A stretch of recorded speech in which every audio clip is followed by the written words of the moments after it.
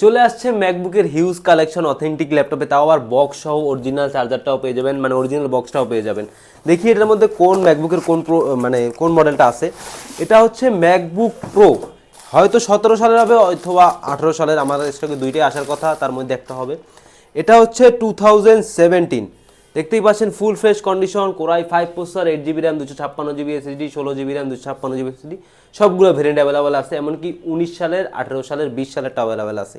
4 finger supported একটা big সাইজের ট্র্যাকপ্যাডটা দেখে বুঝতে পারছেন সব ধরনের প্রফেশনাল কাজ স্মুথলি এই ল্যাপটপটা দিয়ে করতে পারবেন। যারা ম্যাককে অভ্যস্ত আছেন তাদের জন্য পারফেক্ট একটা ল্যাপটপ। আমি ল্যাপটপটা একটু অন করে দেখা দিচ্ছি।